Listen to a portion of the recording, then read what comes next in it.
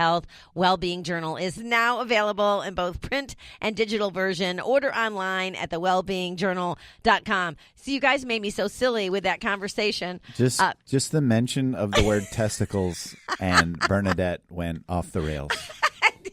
No, I did not. He's exaggerating to just be funny. But here's the thing. So I was reading about the Mayo Clinic. I had this little pamphlet here about infertility, and I just looked down, and all it said was testicles that are small in size or swelling. And I was like, what? And then Shawn said, what are you talking about? And so anyway, does that have an effect on infertility? Testicular atrophy, yeah. Well, that would be a sign of testicles. Typically will change in size related to how much sperm cells are in them, spermatozoa. So spermatozoa. I have never heard that word. We're all scientific. So testicular atrophy could happen like when guys use steroids and they stop producing their own body's testosterone. Then the testicles will shrink and they'll have they talk about that being like, oh, you got small balls and shrinkage. Yeah. That's because you've stopped making sperm and you're now impotent to some degree. So this increase in infertility could very much be associated with the increase in steroid use. Oh, definitely. That can. I never even thought about that. Because not even again just steroids directly, but steroids in our foods as well. Right, because they do put steroids in and growth hormones and meat, and all that stuff. So, and that's why they say that a plant-based diet is actually better for you. That's a big confounder. That is a great point, and it's hard to tease all that out. That are you having plants that are GMO and all these things, or are you having like this, the organic plants, or then with your meats, are you having stuff that's exposed to hormones and antibiotics and all this kind of stuff, or is it like pasture raised, grass fed, grass finished, all that? Mm-hmm. Like that gets really confusing. So what is it we're comparing? Yeah, grass finished is so important. In fact, we have a meat company that's going to, I believe, sponsor the show and start coming on to educate all of us really about the importance of the type of meat that you put in your body. Yeah. Not only from the cruelty aspect, but also the nutritious aspect of that as well. Yeah, she was awesome. Yeah. You were here that day. That's right. Yep. So incredible. So what about other medications? Like ibuprofen and, antibiotics, marijuana, alcohol, you name it. Right. So, ibuprofen, I mean, how much is that taken?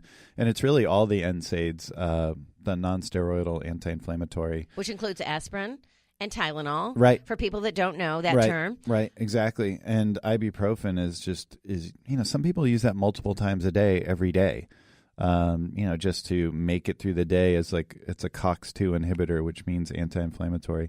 And, so those are having an impact on fertility and thyroid medications, steroids, like we just said, antibiotics, marijuana, alcohol, opiates. I mean, how many people are using opiates? Gosh. I mean, so there's a ton of medications out there that will affect fertility, and you have to look at these things. If you're having fertility issues, you're having libido issues, then it might be something you want to look at. Yeah, and I think that women get blamed more for the infertility than men do. Maybe not in medicine, they look at it equally, but just in general, the general population typically thinks that it's something wrong with the woman, not necessarily the man. Would you agree? Yeah, well, and that makes sense to some degree historically because gestation happens with the woman, so you tend to associate childbirth with the woman, but I think you're right now, like that. When you go to a fertility clinic, they'll definitely look at both the man and the woman. Well, so, you want to talk about this, and you and Shelley have been through a lot. So what do you recommend if you have infertility from the male, female, or both? Yeah, and with us, it was both. We were both to blame somewhat. I had abnormal morphology, like with the sperm weren't all like the perfect sperm, and they weren't all swimming to their best of their ability and didn't have like the perfect shape and all that kind of stuff.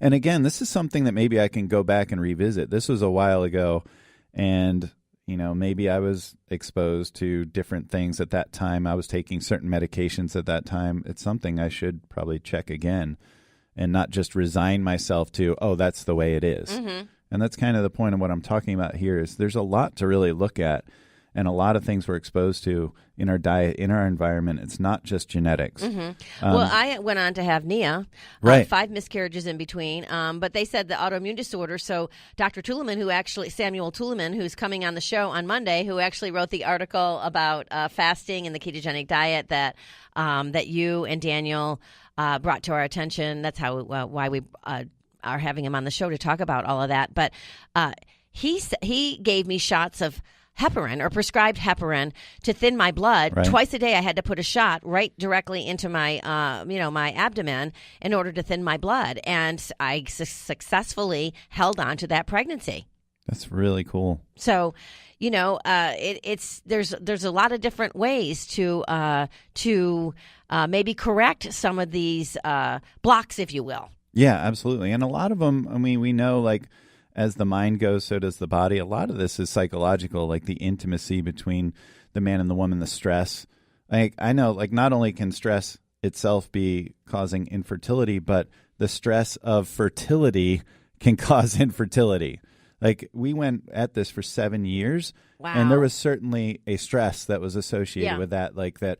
Oh, it's the right day, like, it's the best day for fertility. We got to do it, at this exact time and this exact position and finish this way, and and it's like, well, how intimate and fun is that? Yeah, at first, it might have been a little fun, right? I'm imagining, but then it became laborious after just having to do it all the time, right? And then you keep getting, and you're like, oh, this is going to be the one. And then when you think that 100 times and it isn't, yeah, like you start feeling like, okay, is like God against me? Well, it's is very my frustrating. Genetics against me? Like, yeah. And you guys did the artificial insemination? Yep. Yeah. We did IUI, which is intrauteral insemination, where they take the sperm like past in the uterus. Sorry, so it saves you the trouble of it having to travel up the vaginal cavity. But it's kind of like one step beyond like normal artificial insemination. And then we did 3 rounds of that. That didn't work. Then we did in vitro fertilization with ICSI, which is intracytoplasmic sperm injection, where they don't just in a petri dish allow the sperm to swim up to the egg. They actually inject the sperm in the egg cell. Wow. And so we did that, and that would scare me a little bit. I'd be afraid what I would get. Well, it's true. No, aggressive. it's true. It is aggressive. It's kind of the max of what science can do, but there is much higher rates of birth defects. So yeah, like when we did that and on the second try, and then 2.5 months in, there was miscarriage. That like we just decided we're not going to continue to push on this. Yeah. Well, you know what? And thank you for sharing all that with us, really. And you guys will be great doggy parents, or maybe adopt or whatever. But you know what? You're not worried about it. I like that. Right. So thank you. So great to have you in studio. Shawn Wells, you can find him at ShawnWells.com, on Instagram at Zone Halo. Thank you, everyone, for listening. We love doing the show. We really do. You know what? You get one body, you get one mind, and you get one life.